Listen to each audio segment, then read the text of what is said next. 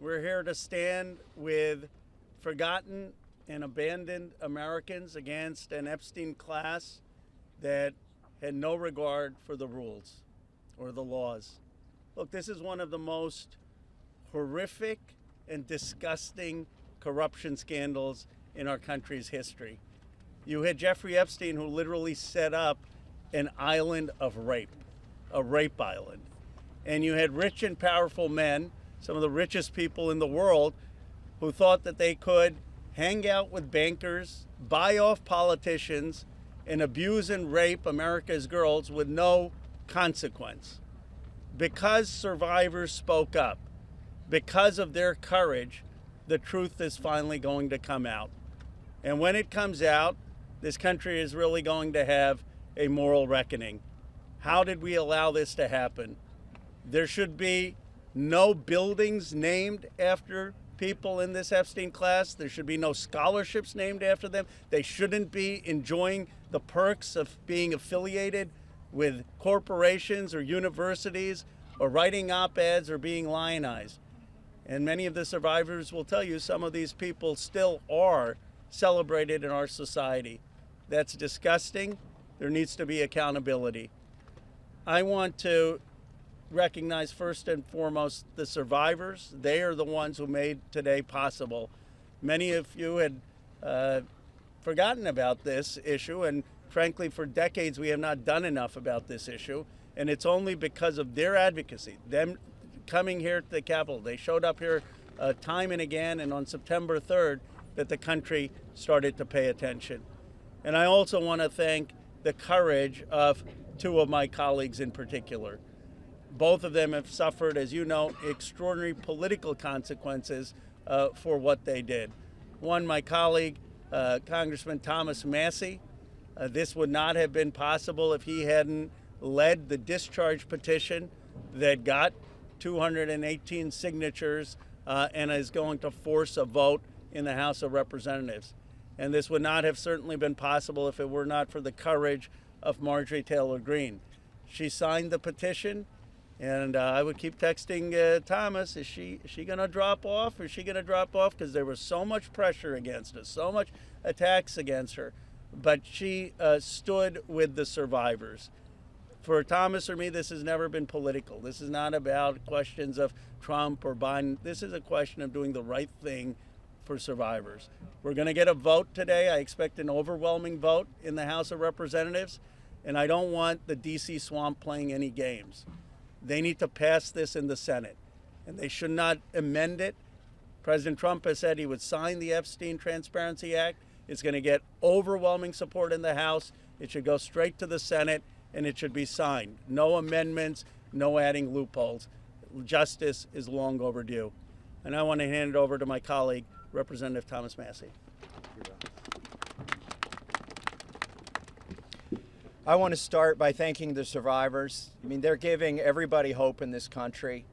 There are survivors of other sex crimes in this country wondering if they should come forward. They're clouded with shame and concerned that law enforcement will do nothing. And these survivors have stepped forth, taking that same risk, worried that they will be defamed themselves. They have been defamed for stepping forward. But we're going to get justice for them. That's going to happen today in the People's House. The founders set up our government with 3 branches and 2 branches of Congress. And I don't think it's any coincidence that this fight is being started and it's being won in the House of Representatives. I have people, other survivors of other sex crimes, who come to me and say, thank you. You give me hope. You give us hope. There is hope here. We fought the president, the Attorney General, the FBI Director, the Speaker of the House, and the Vice President to get this win. But they're on our side today, though. So let's give them some credit as well. They are finally on the side of justice. And as Rose said, don't muck it up in the Senate. Don't get too cute. We're all paying attention. If you want to add some additional protections for these survivors, go for it. But if you do anything that prevents any disclosure, you are not for the people and you are not part of this effort. Do not muck it up in the Senate. So with that, I just want to say I am hopeful too.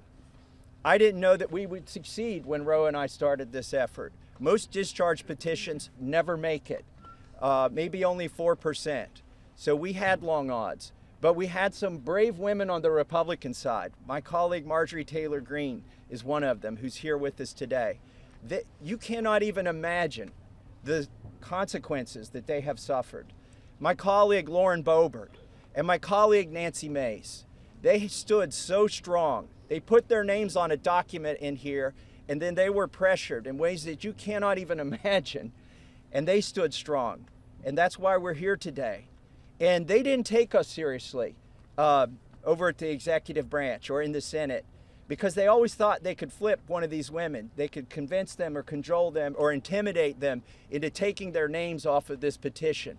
But they did not succeed. This is a victory for those women and women all over the country today, and I'm just glad to be a part of it. With that, I want to introduce my colleague, Marjorie Taylor Greene. Yes, Marjorie. Thank you, Thomas. Thank you, Ro. I woke up this morning and I turned to my weather app to check the temperature, and it was 32 degrees. And my first thought was, hell has froze over. I want to speak goodness and love and hope into the women standing behind me and all of the other survivors whose names you don't even know, but stand with these women. They are survivors, and they are strong, and they are courageous, and they are daughters of God. They are not victims. These women have fought the most horrific fight that no woman should have to fight, and they did it by banding together and never giving up. And that's what we did by fighting so hard against the most powerful people in the world, even the President of the United States, in order to make this vote happen today. I was called a traitor by a man that I fought for 6 years for. And I gave him my loyalty for free. I won my first election without his endorsement, beating 8 men in a primary. And I've never owed him anything, but I fought for him for the policies and for America first. And he called me a traitor for standing with these women and refusing to take my name off the discharge petition. Let me tell you what a traitor is. A traitor is an American that serves foreign countries and themselves. A patriot is an American that serves the United States of America and Americans like the women standing behind me. And I want to tell you that this only became possible today because the American people, whom we serve as representatives here in Congress, demanded that this vote happen, and they put more pressure on every single elected politician in this city than has ever been put on them. And today you are going to see probably a unanimous vote in the House to release the Epstein Files, but the real fight will happen after that. While I want to see every single name released so that these women don't have to live in fear and intimidation, which is something I've had a small taste of in just the past few days, just a small taste. They've been living it for years. But the real test will be, will the Department of Justice release the files? Or will it all remain tied up in investigations? Will the CIA release the files? Will a judge in New York release the information? That's information that needs to come out. And will the list of names that these women privately hold, and they hold it because of their fear in their heart of what would happen to them if they release it on their own, will that list of names come out? That's the real test. So I want to thank Thomas Massie and Khanna for your bravery in doing something that is much needed in America, crossing the political aisle that has become bigger than the Grand Canyon in America. But these men crossed that aisle on behalf of these women. And that is more of what is needed today in America than ever in our history. So thank you so much. Who's next? Ro, I'll let you introduce. Thank you. Thank you. Thank you. Thank you, Marjorie, Representative Greene, for your courage and your words. Before I introduce our survivors, I just want to say that they will make their statements, and then you can ask questions of Representative Massie, myself, or Representative Greene, but we do not want people asking questions and cross-examining the survivors. They're here to tell their stories, and they should be heard by the American people with respect. Of course, Congressman Massie, myself, and Congresswoman Greene would be happy to answer questions after that. With that, let me introduce the survivor who's helped organize a lot of this, and will be telling her own story and introducing the other survivors. Haley Robson, thank you for your courage and leadership. Absolutely, thank you. Oh, good morning. A little chilly coming from Florida, not used to it. I want everybody to take a look. I know everybody sees us today as grown adults, but we are fighting for the children that were abandoned and left behind in the reckoning. This is who you're fighting for. This is who Congress is fighting for. This is who the House of Representatives are fighting for, and hopefully the Senate will fight for us too. I want to kick this off right, and I want to address Marjorie Taylor Greene, Thomas Massie, and Khanna. I want to express my gratitude for all three of you, and I know, Khanna, we spoke earlier. This is an incredible thing that I'm watching as a Republican, and this is non-political, but for you to go against your own party and to be ostracized, there's no place for political violence, there's no place for intimidation, and I can say firsthand, stepping out against Epstein and his crimes against children, we have all experienced that ourselves. So for you to knowingly put yourselves at risk and put your career at risk is unbelievable to watch, and we are so grateful. I also want to make a proposition for Marjorie Taylor Greene, because you've been an advocate for this. If you decide to read those names on the House floor for immunity, I will be more than happy, no security needed. I will stand beside you. I will hold your hand. I will hold your coat in solidarity with you. And on top of that, I did talk to Jayapal, who said she would be more than happy to read those names too on the floor with all of us. It's time that we put the political agendas and party affiliations to the side. This is a human issue. This is about children. There is no place in society for exploitation, sexual crimes, or exploitation of women in society. There's no room for it, guys. We're not having it. And to the President of the United States of America, who is not here today, I want to send a clear message to you. While I do understand that your position has changed on the Epstein Files, and I'm grateful that you have pledged to sign this bill, I can't help to be skeptical of what the agenda is. So, with that being said, I want to relay this message to you. I am traumatized. I am not stupid. I am traumatized. I am not stupid. You have put us through so much stress, the lockdowns, the halt of these procedures that were supposed to have happened 50 days ago. The Adelita Grijalva, who waited to get sworn in, and then get upset when your own party goes against you because what is being done is wrong. It's not right. For your own self-serving purposes, this is America. This is land of the free.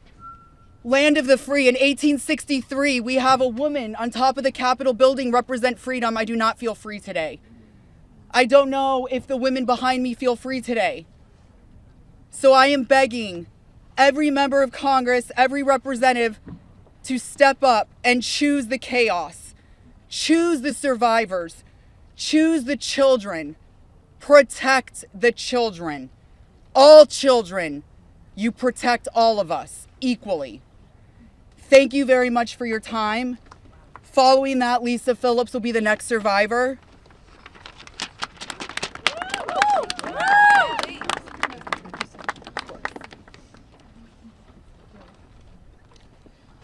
Good morning. My name is Lisa Phillips. It's an honor to stand here again for something America is finally united on. the immediate release of the entire Epstein files. In a divided nation, this is one demand we all share. Last time I stood here, I made a promise to all survivors watching. If those in power refused to release the truth, we would start uncovering it ourselves. For anyone who doubted that, that moment has already arrived. Since that day, more survivors across the country and around the world have reached out. Text, emails, DMs, firsthand accounts, and evidence. Many are women who were abused or trafficked through the international modeling pipeline Epstein built, promising visas, apartments, opportunities, futures, while exploiting their dreams for abuse. Most are still terrified to speak publicly because the men involved are powerful. They're connected, and as we know, they're protected. For too long, survivors have watched others speak for us.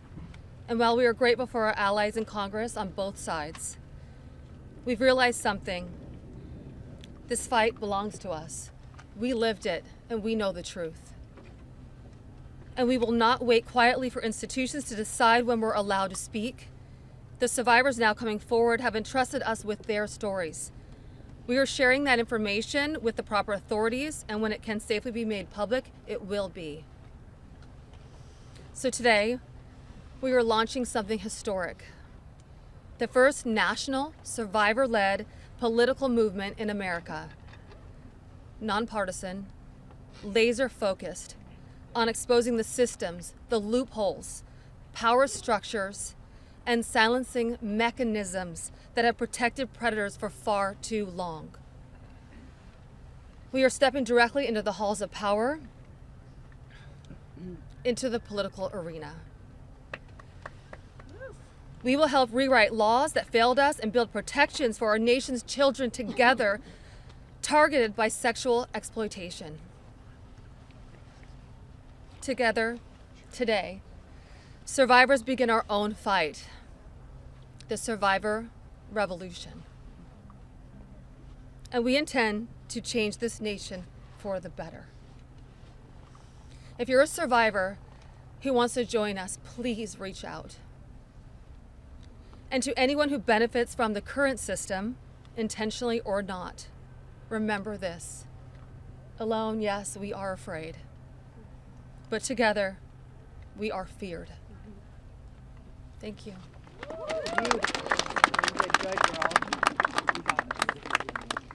Hello, everybody. I am Jenna Lisa Jones, and just as Haley, I would just like to give a little reminder that this was me at 14 years old. I was a child. I was in 9th grade. I was hopeful for life and what the future had held for me. He stole a lot from me at 14. So just a little reminder there for everybody. Sorry.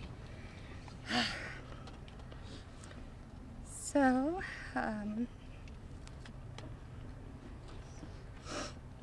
I just want to start out by saying thank you for all of you for being here today. I want to start by expressing my deepest gratitude to the members of Congress who have stood with us, the survivors, in demanding the transparency and justice. Your support is a signal that this institution can still serve the American people. This issue was never one that should have divided us the way it has. In fact, it should have united us. Sexual abuse is not a Republican issue. It is not a Democratic issue. It is also not a hoax. We are here as American survivors of a man who used his wealth and power to hurt young girls and women. The world should see the files to know who Jeffrey Epstein was and how the system catered to him and failed us. Emotionally, this process has been distressing. First, the administration said it would release everything and then applauded President Trump for that. Then it fought to release nothing. Now that checks and balances of our democracy have worked and the bill is getting passed to release the files, we are hearing the administration say they intend to investigate various Democrats who were friends with Epstein. I beg you, President Trump, please stop making this political. It is not about you, President Trump. You are our president. Please start acting like it. Show some class, show some real leadership, show that you actually care about the people other than yourself. I voted for you, but your behavior on this issue has been a national embarrassment. It is time to take the honest, moral ground and support the release of these files, not to weaponize pieces of the files against random political enemies that did nothing wrong, but to understand who Epstein's friends were, who covered for him, what financial institutions allowed his trafficking to continue, who knew what he was doing but was too much of a coward to do anything about it. Jeffrey Epstein and Ghislaine Maxwell were able to recruit and abuse young girls and women. Then the country will learn nothing, and has horrible history will repeat itself if we do not do something about this. Thank you to the brave congressmen and women who have stood by us and recognized our side is the American side, and we should all be proud once again to be Americans. I want to just extend my thank you so much to all three of you, very, very much. The first time we were here, listening to the, people yell shame at you, and when she was here in support of us, really hit home and spoke some volumes, and I just very much appreciative of your support, and we stand by you. Don't let any of them bully you. We're here for you. Yeah. Thank you, guys.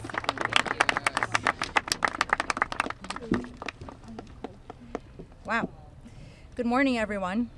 Thank you all so much for coming together today and taking the time to listen to us.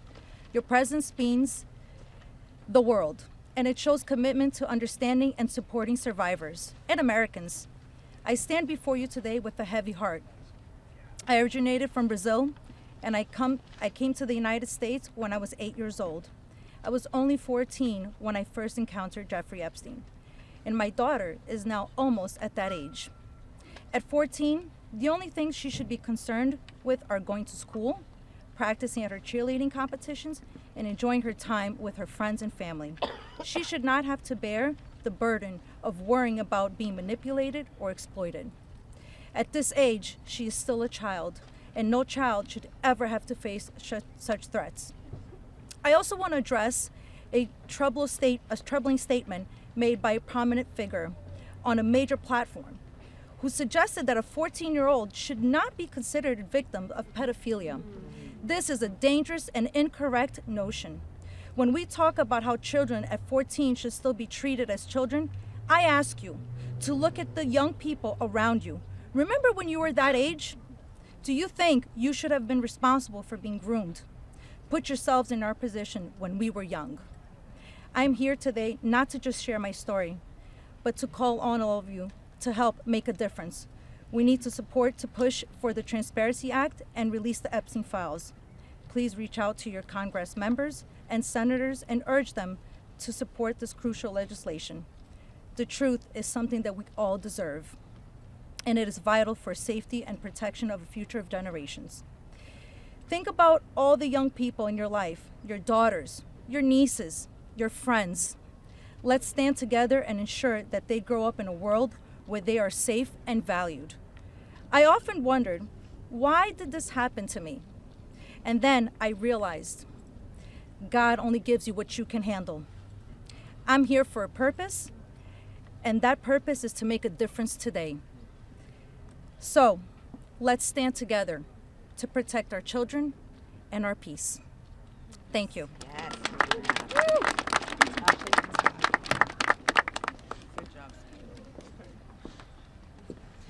Good morning. I want to say a few things before I begin. My speech may not be great. It was thrown together last minute as I only came here, decided Friday, when one of us, who has spoken several times, decided she couldn't come because of the threats. She was too scared. So I want to say, when you threaten one of us, you're threatening all of us. Yep. We are together now, and that's never going to change. This is me at 16 when I met Jeffrey Epstein. Now I'll start. It is an honor to stand here before the American people. However, I shouldn't have to stand here at all. I'm here because as a child, I was pulled into Jeffrey Epstein's world, a world built on exploitation and manipulation of innocence and the protection of powerful men and women who believed that they were untouchable. Today, we'd rather be preparing for the holidays. We'd rather be at home with our families, baking with our children and decorating the Christmas tree as we try to move past this horrific moment that has impacted our entire adult lives.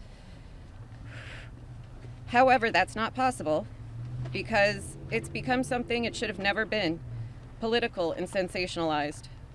The truth is simple. We were victimized as children and failed repeatedly by the very system that was supposed to protect us. That's why we stand here today, to demand justice and accountability, not just for Epstein and his crimes, but for every predator and every enabler who participates in or protects abusers. The Epstein case was gravely mishandled consistently and deliberately over many years. Epstein could have been stopped decades ago, but instead he was able to continue his abuse, even during his sweetheart deal, yes, with his ankle monitor on and beyond. A deal that protected him and silenced us. While I was a child fighting to survive what happened to us, federal prosecutors were negotiating ways to shield powerful adults. And the failures didn't stop there. Our civil cases were met with hostile judges and delay tactics, intimidation, and PR campaigns designed to smear us in the public eye. We were treated as problems to be managed instead of victims to be protected.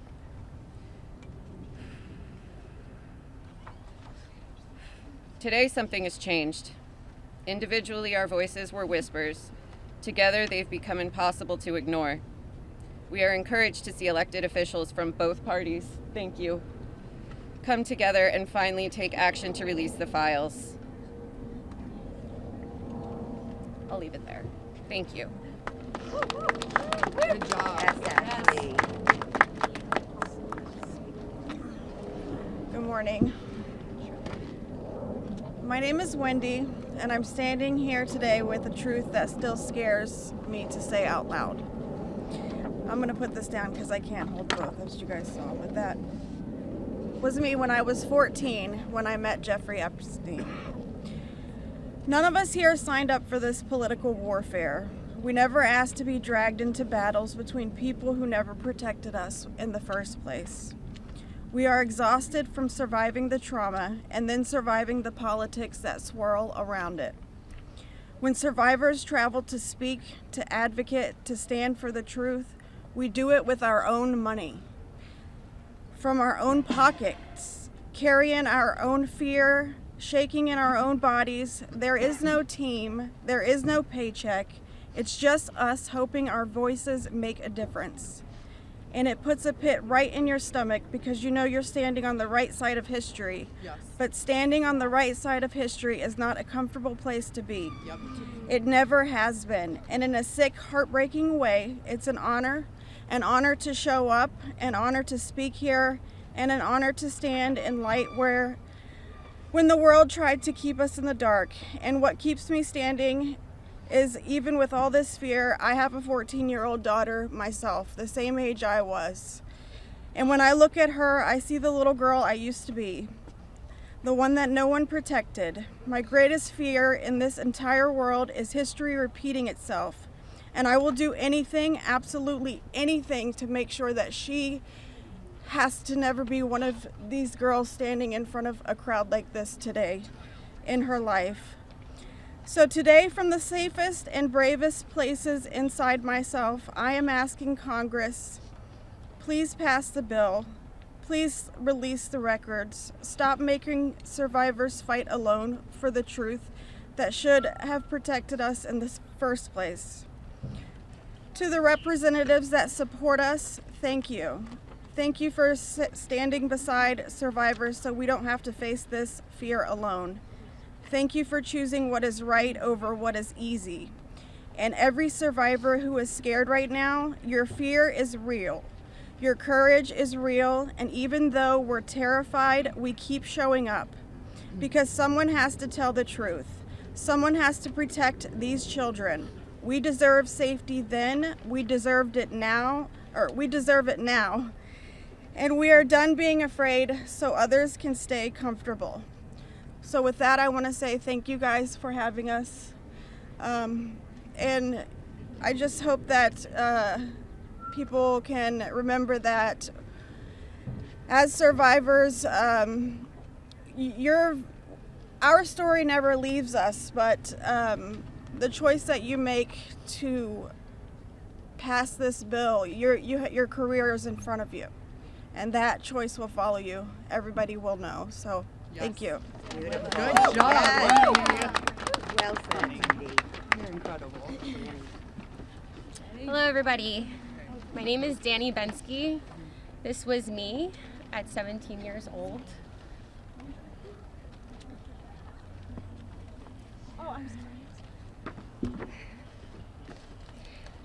Coming from the dance world, I was recruited in 2004 after a systematic breaking down where Epstein leveraged my mother's brain tumor scans.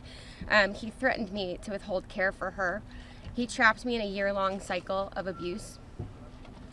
The last time I was here in Washington, D.C., I talked about being a part of this beautiful mosaic of women behind me, and they are exactly that. They are a beautiful mosaic of energy and passion and love and life.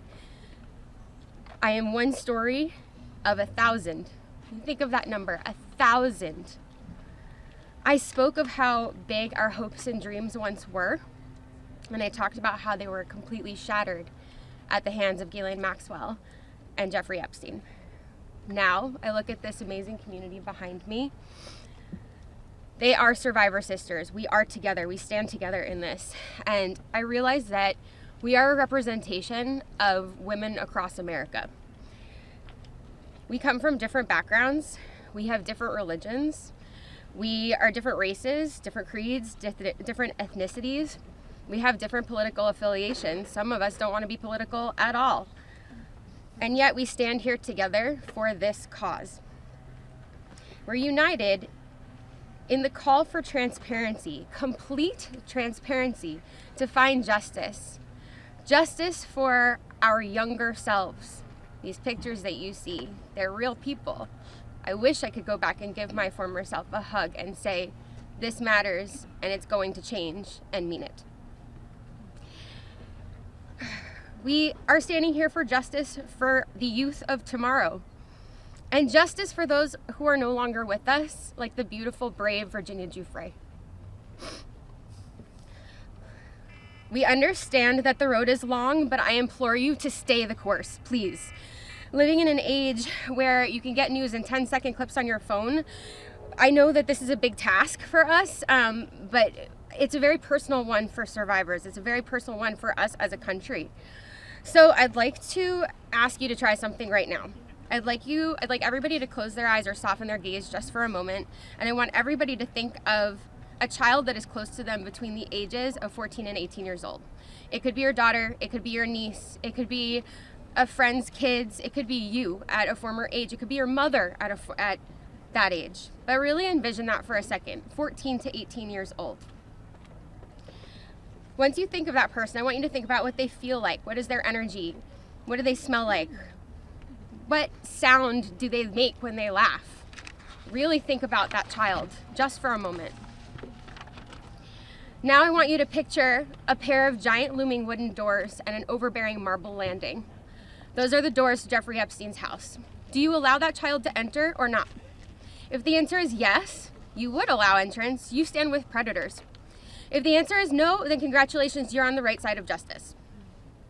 Now you have homework. I am calling for the American people. You have homework. Call your congressional leaders. Call your senators. Please support this bill.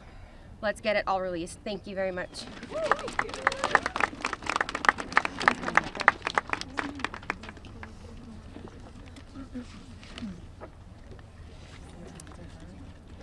Good morning. My name is Annie Farmer, and this is a photo of me and my sister Maria Farmer. Around the time I was 16 and she was 25. That's how old we were when we were abused by Epstein and Maxwell. Survivors have repeatedly stated that our pursuit of transparency and justice is a nonpartisan issue. But given the political noise surrounding this case, I just want to remind people of some of the facts. In 1996, when my sister, Maria, bravely blew the whistle on this group by reporting to the FBI what Epstein and Maxwell did to both of us, they hung up on the phone on her, and there was no follow-up of any kind. Bill Clinton was president. In 2006, the FBI came to us, finally interviewed us, and asked us both to be witnesses against Epstein. We were very anxious, but we agreed. And then we didn't hear back from them due to their infamous sweetheart deal. George W. Bush was president. In 2015, when the DOJ was sent FOIA requests for Maria's FBI files, and they were denied, as they have been many times, Barack Obama was president. In 2019, when Epstein died in prison due to either negligence or foul play, Donald Trump was president. In 2023, Maria's attorneys sent a letter on her behalf to the government, requesting an investigation into the repeated law enforcement failures in this case, similar to what was done in the case of Larry Nassar. They declined to do so. Consequently, my sister filed notice that she would be suing the government for failing to uphold its legal, ethical, and moral duties in this case. Joe Biden was president. This year, after campaigning on a pledge to finally release the files, under Trump's second presidency, the DOJ announced they were closing the investigation into Epstein's co-conspirators, and then transferred Ghislaine Maxwell into a prison camp, where it is well documented that she is receiving special treatment. This is not an issue of a few corrupt Democrats or a few corrupt Republicans. This is a case of institutional betrayal. Because these crimes were not properly investigated, so many more girls and women were harmed. My sister, because of her bravery, was repeatedly threatened and lived in fear, with dire consequences for her health and her career.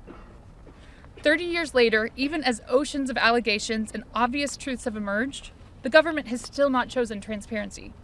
This is why we have all come together as one united voice to demand the release of all the Epstein files and to finally bring the truth out of the shadows.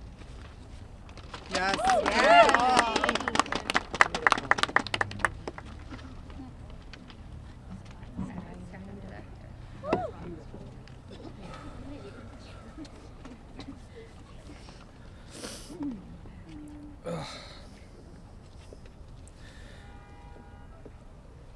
Ladies and gentlemen, esteemed members of Congress, and everyone gathered here today, I want to start by thanking the three of you. Thank you. It takes a lot of bravery to do what you're doing. We hear you. We see you. It means a lot for you to be here with us, and I know my sister would be incredibly proud. This is the moment she was fighting for and the moment that all survivors are fighting for, so thank you. My name is Sky Roberts, and I stand before you as the brother of Virginia Roberts Giuffre, a warrior, a mother, and a sister whose legacy will forever resonate in the hearts of those who understand the fight against injustice. Today, we find ourselves in a place of deep sorrow, shattered by the loss of our beloved sister. Yet, we are honored and privileged to carry her voice forward and continue her relentless fight alongside her fellow survivor sisters. Virginia's story is one that should have been filled with promise, but instead it became a harrowing tale of exploitation and survival. At just 16 years old, she took a job at Mar-a-Lago, believing she had secured a dream summer position. But that dream quickly morphed into a nightmare when Ghislaine Maxwell preyed upon her innocence. This isn't just the story of one girl, it's a story about the insidious nature of power and abuse, a dark chapter in our society that must be told. Virginia was no stranger to trauma. In her memoir, Nobody's Girl, she shares the painful truth that she had already suffered abuse at the hands of our father and a family friend, But what happened next was unfathomable. Epstein and Maxwell didn't just abuse her, they trafficked her to a network of the rich and powerful. Princes, prime ministers, politicians, financiers, and lawyers. These men committed unspeakable acts against her will, and against the will of countless survivors who stand united with us today. Virginia's strength was tested in many ways that most of us can hardly imagine. She was manipulated, coerced, and threatened, forced into complicity in her own devastation. She often spoke of psychological scars that ran deeper than the physical ones. From the start, she wrote, "They manipulated me into participating in behaviors that ate away at me, eroding my ability to comprehend reality and preventing me from defending myself. The most destructive wound they inflicted was that of forced complicity, a betrayal of self that was crafted by her abusers. But I stand here today to declare that their tactics of fear and intimidation did not work. Virginia's spirit could not be broken.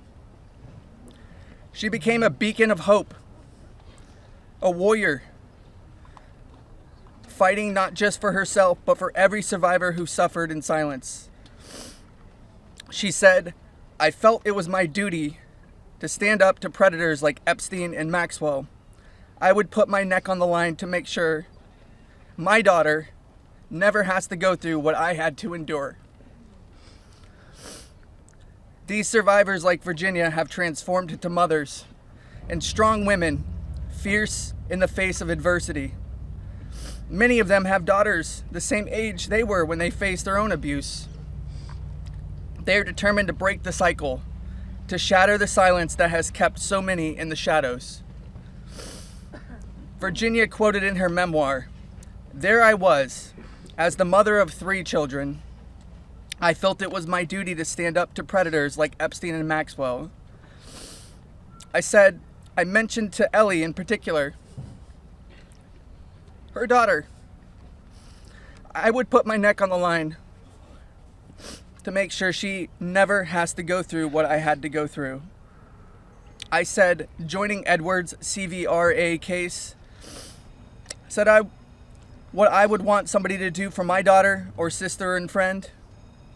In the end, I said, I was just trying to do the right thing. That's what I felt like I'm doing," I said. "I'm making a small dent in this big world we live in."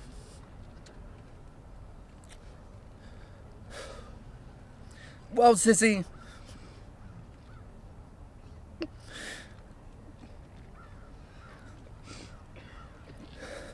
you didn't just make a small dent.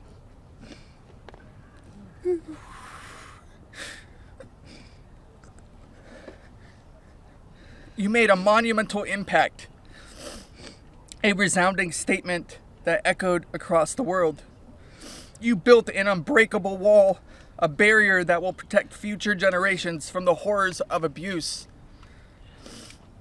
As we gather here today, I urge each of you, members of Congress, advocates, and all those who hear this message to join us in this fight. We demand justice, accountability, and support for survivors. And we keep getting asked this. What does justice mean, you ask? It starts with acknowledgement. That's the first step.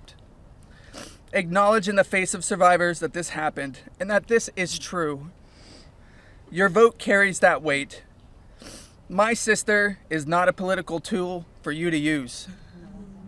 These survivors are not political tools for you to use. These are real stories, real trauma, and it's time for you to stop just talking about it and act. Vote yes. Yeah.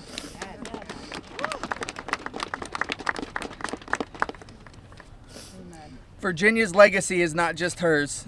It belongs to all of us who stand against injustice. Together, we will ensure that the voices of survivors are heard, that the truth prevails, and that the horrors of the past are never repeated. Thank you. Thank you for listening, and thank you for standing with us. Together, we will not let Virginia's fight be in vain. Together, we will not let the predators win. Together, we will be the change this world desperately needs. Yeah. Thank you. It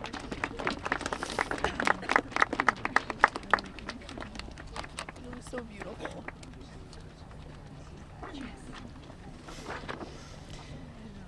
This is me when I met Jeffrey Epstein in 1991. I always share the date when I talk about my story because people rarely acknowledge how long this has actually been going on. And for too long, truth has been buried, survivors have been silenced, and powerful people have been protected. And today we stand in a moment that will decide whether our government still belongs to the American people or to those who prey on them. Because when mountains of evidence and decades of victim reports across 5 administrations still lead to sweetheart deals or no prosecution at all, this isn't just one case gone wrong. It's an institutional failure on a historic scale, and every member of Congress in this administration must answer for that failure. Millions of sexual abuse survivors know the pain of speaking up and watching the institutions that are meant to protect them look away. We're not alone in this. Epstein may be the headline, but the betrayal reaches every corner of our country. And if our justice system can collapse this completely for so long, then Congress cannot pretend that the system is working. Not for us, and not for the generations that will live with the consequences of what they choose now. One long overdue step towards repairing this damage is the Epstein Files Transparency Act. Because without transparency, there's no accountability. Without accountability, there is no justice. And without justice, democracy dies. Yes. So representatives, you have a choice to show millions of Americans whether you stand with us or with the powerful predators that are counting on your complicity. Thank you. Yeah, good job.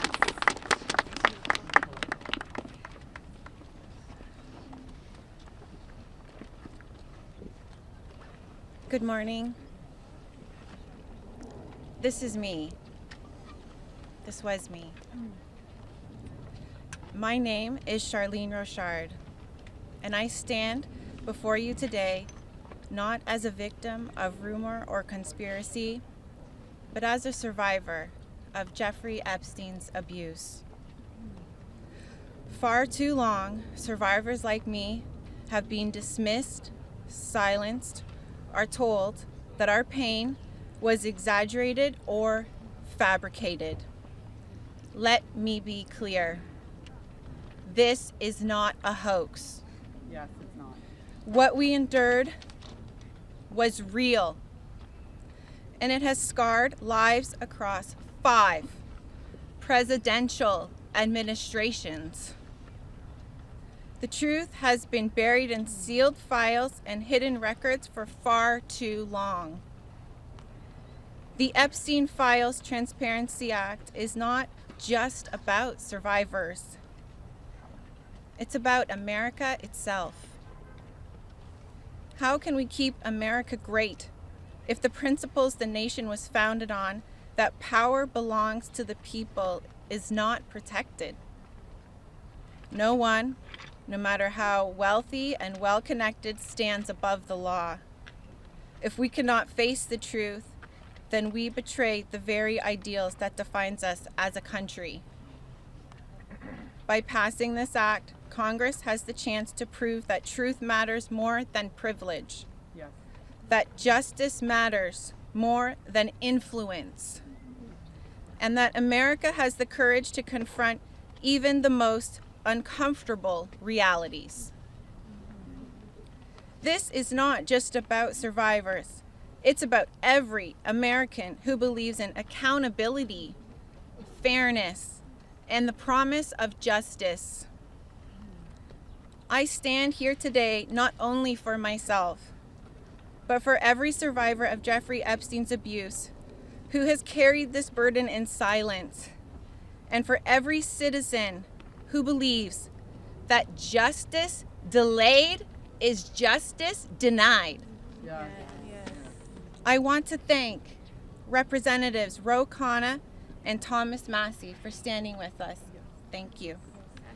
And I especially want to thank Representative Marjorie Taylor Greene. Her unwavering support, her courage to stand with us and demand transparency gives us strength. Thank you. It shows that this fight for accountability is bigger than politics. It's about humanity, justice, and truth. This is about America's future. It's about whether we, the people, will be heard when we have the courage to stand for truth and justice. Our voices are real. Our pain is real. And our demand for justice will not be silenced. Thank you. Amen. Girl, Charlene. Hello. Good for you, girl. You did amazing.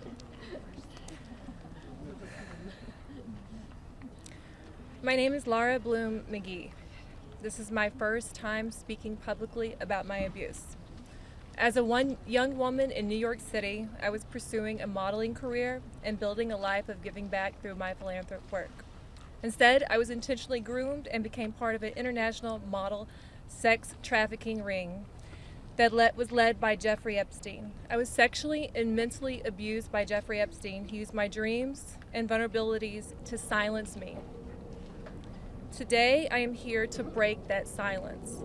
Sex trafficking and sexual abuse are crimes against human beings, not political talking points.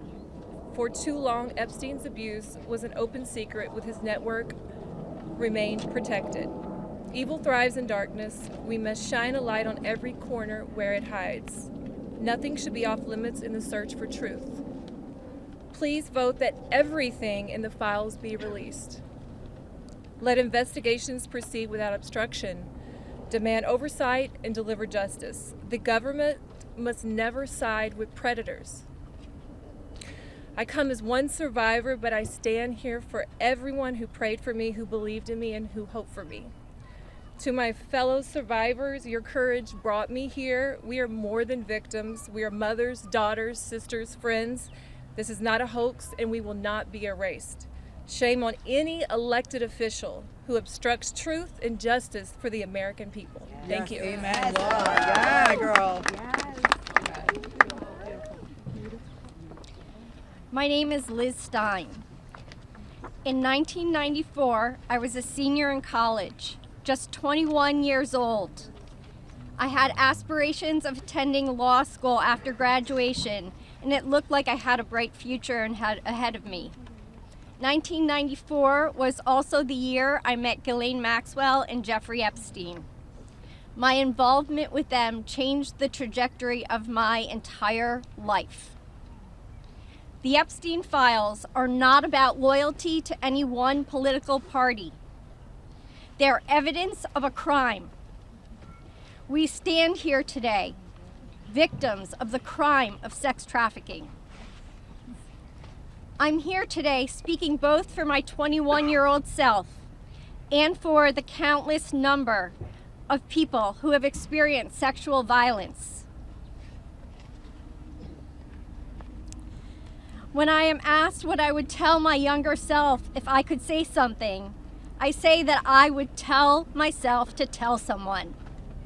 And if they don't listen, to tell someone else. And to just keep telling until someone listens.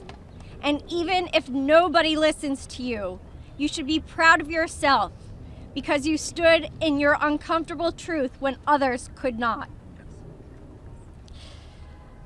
And that is true bravery. We stand here today as survivors, part of a sorority that none of us asked to join. We have told our stories over and over and over. Now it's time to see who was listening. We ask that you vote to release the files, all of them, so the victims of this crime can finally see justice. Thank you. Amen. Yes! Go, girl.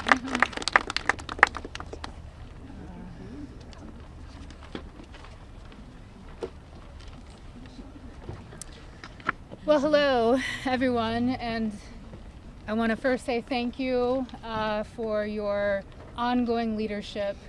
I know it must not be easy thing to do, much like it's not easy for us to be doing this, so I guess we're in this together, so thank you so much. I feel like our courage has, we're reflecting, mirroring courage, because that's what it takes to do this, right? So this was me at 22 years old. I was not a child, technically, very young adult. And I imagine most of you here can relate to the mindset and to be 22 years old. So today is a good day, and I thank God for that. It's widely and undeniably clear that our current political climate is quite rigid and seemingly at war with one another. This sets a stage for voices, survivor voices, to get spoken over and drowned out by the political darts whizzing by. Not today, though. Today, our truth and our power have steadily risen up. We are at the peak. Our voices prevail today. Our voices initiated the coming together of both political parties. That's pretty big, I think.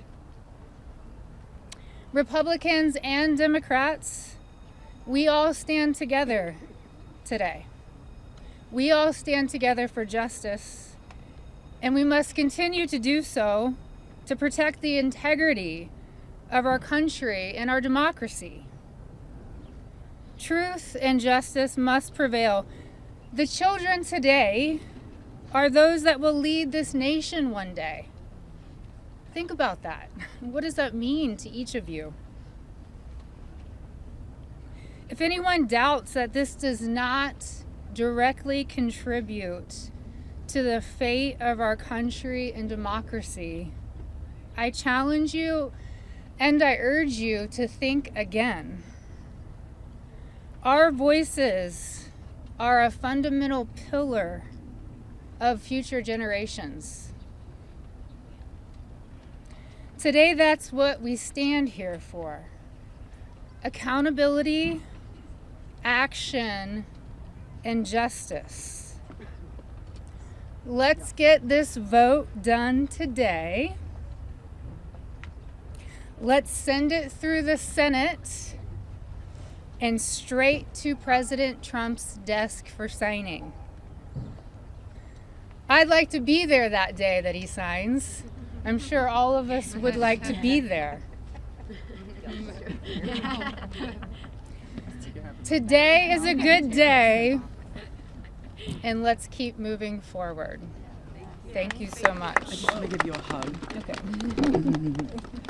Hey guys, we're actually pressed for time, so we are not going to be taking questions.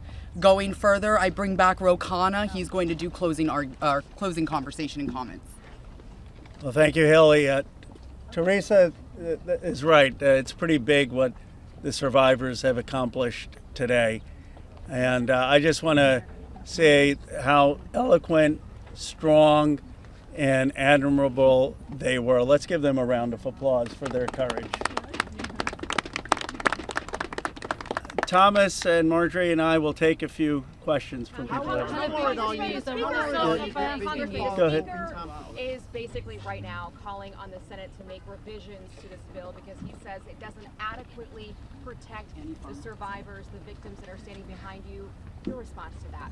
That's been a red herring all along. The survivors have always been in favor of this legislation, and there's a provision in there you can read if you would just read it that protects them.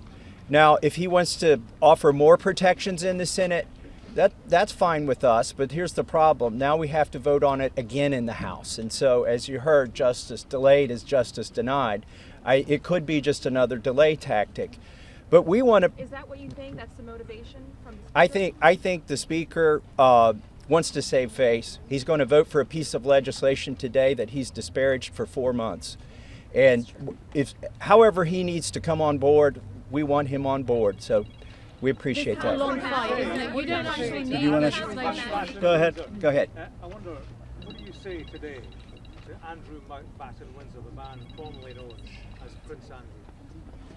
Well, you know, there's becoming a reckoning in Britain that needs to happen in the United States.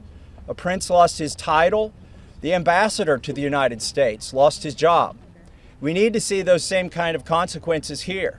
As my colleague Rose said, there shouldn't be buildings named after these perpetrators of these heinous crimes. There shouldn't be scholarships named after them. And there needs to be accounting. We've seen tens of thousands of pages released by the Oversight Committee. What we've not seen is a single name. So I implore you to look and see if we have true justice and transparency in here. And the survivors will know when that has happened. And I do think that Prince Andrew does need to come and testify at our Oversight Committee, and that can be bipartisan. But I share Thomas's view that the urgency that the British people have shown in getting justice needs to inspire an urgency here in America. You don't need legislation. You don't need legislation. Go ahead. You don't need legislation to get the files released. President Trump could just release them today. Well, is that frustrating for you? Why isn't he doing that? And also, did you ask him to be here today? It's a really powerful moment, this. Look, I'll let my colleague speak. I hope the president meets the survivors. And I hope when he signs the bill, the survivors are there. I don't care if I'm there, Thomas Massie is there, Representative Greene's there, but the survivors should be there. But I hope he meets them, because I think if anyone who meets them and sees their emotion will be moved. And my goal is to get justice here. So I hope he will meet them and really hear what's happened and actually take action. But the broader point is, yes, the president could order the Justice Department to release the files, but what in a constitutional democracy, what we're supposed to have is Congress says that the files should be released, and then it's not on the whim of any president. Then the Justice Department is compelled to release those files because that's the law of the land. Let's just take a, yeah. Have you spoken to any Republicans in the Senate who are looking to, move this forward? So Senator Merkley is a Democrat. He's led the exact same legislation that Roe and I introduced in the House. One Republican co-sponsored his bill yesterday, and I have spoken to at least one more who says they will co-sponsor. The important thing about the Senate is that they need not to muck this bill up. There's a lot of attention on here. We've needlessly spent 4 months dragging this out. A duly elected representative, was denied her seat in Congress for 49 days, and it's time to pull the Band-Aid off. The Senate, it may be tempting for them to get cute and to do things that will limit the release of these documents. They are afraid that people will be embarrassed. Well, that's the whole point here. They need to be brought to justice, and embarrassment is no reason to stop it. So the Senate, John Thune, it's up to him. He needs to bring this to the floor of the Senate. And I think the vote today will show that in the House. And the president, look, the president has said he would sign the bill. You're going to get almost a unanimous vote here. So you have the president and a unanimous Congress believing that this protects the survivors and is calling for the release. There's no reason for the Senate now to, as Representative Massie puts it, muck around with it. They need to put it up, have a vote, have the president sign it, If there's any further protections, they can do that through the DOJ process. But what they should not do is delay a vote on a bill that the House is going to vote overwhelmingly for and that the president supports. On the release of these files, Congresswoman Greene, you raised the question of whether or not the Justice Department will actually release these files. Do you take the president at his word when he says he's going to sign this bill, and do you have confidence that these files will actually be released? I only take people's actions seriously, no longer words. And what do you think the president's actions? And I'll tell you, because I wasn't a Johnny-come-lately to the MAGA train.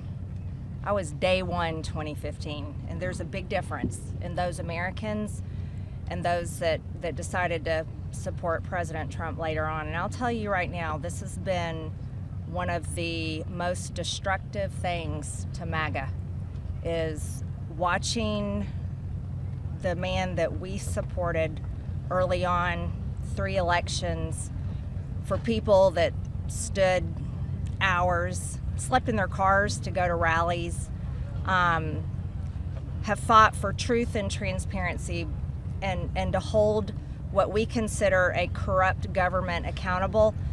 Watching this actually turn into a fight has ripped MAGA apart.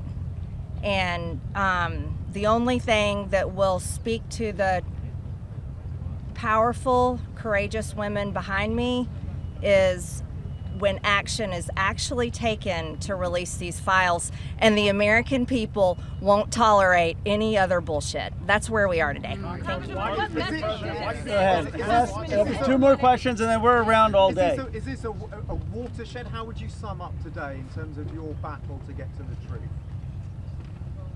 I would say that these survivors have been fighting for decades, and they finally are being heard by the American people, and we're finally going to have a reckoning for this Epstein class that has gotten away with horrific things. Look, I grew up in Bucks County, Pennsylvania. People went to church, they played Little League, they went to their neighbors for barbecue. They didn't go to a rape island and abuse young girls or traffic young girls. And people with extreme wealth have thought that the laws don't apply to them, and their culture is totally out of touch with the values that built America. And finally, we're going to have a reckoning over it. How worried are you? We'll take the lady here. Let me ask you this. You said you wanted this to go straight to the Senate. What message does it send to the survivors behind you if the Senate doesn't act quickly to move this bill forward? Well, they're not here. They're not going to answer questions, so I'll answer a question. I prefer, actually, it goes straight to the president. He can release these files without the Senate acting. Sometimes they take a long time to get things done. The House figured out a way to take 4 months to get this done. I think it's disrespectful to the survivors if they delay this. There's nothing more important than cleaning out the rot in this country. And this is rot, and it's not a partisan issue. And the senators need to get on this. Yes, the economy is important. Yes, international policy is important, but there's nothing more important than getting to this rot and cleaning it out. They should put it at the top of their agenda. As you know, there's a provision in the bill already that would allow the DOJ to not release certain information if it would jeopardize an active investigation. And the president just last week ordered his DOJ to conduct an investigation. What makes you think you would actually, if this bill passes, see these files, that the public would see them? There are 1,000 survivors. They can't open enough investigations to cover up everything that's in these files. And yes, it's true they can try to protect a few certain people or a few certain companies, but those investigations will eventually end. And in the meantime, there's not enough investigations to cover up 1,000 different crimes, 1,000 different rapes, 1,000 different sex trafficking instances.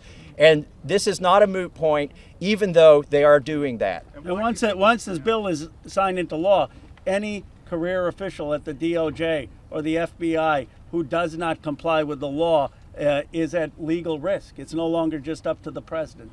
Look, we could have passed a simple resolution here in the House, and that would have been the end of it. Instead, we chose a very hard path, which is to get legislation, a law passed, which means it has to go to the House, the Senate, and be presented to the president. And that will have the force of law. They will be breaking the law if they do not release these files. Thank you very much. The president has fought so hard. Last question, and then release of these files. Why do you think he has fought so hard? If he could do it now, why hasn't he done it now? I believe he's trying to protect friends and donors. And by the way, these aren't necessarily Republicans. Once you get to $1 billion, you transcend parties. You just assume you can pay off whatever party is in charge of the White House, whatever party is in charge of the House of Representatives. And this is about those kinds of people. I think he's been trying to protect them. And I think it also incriminates our own government. This is a complete and total failure of the justice system, as the survivors have witnessed here today to us. It incriminates the FBI. It incriminates our intelligence agencies. It incriminates police departments in West Palm Beach. And that's what has been protected by this, either willfully or unknowingly, and it's time to end it. And I would agree with Representative Marjorie Taylor Greene that what matters now is just the action. I don't speculate on what politicians' motives are or what's in their heart. The point is the American people have spoken, Congress has spoken, release the files. It's time for justice. Thank you very much. Thank you. Yes.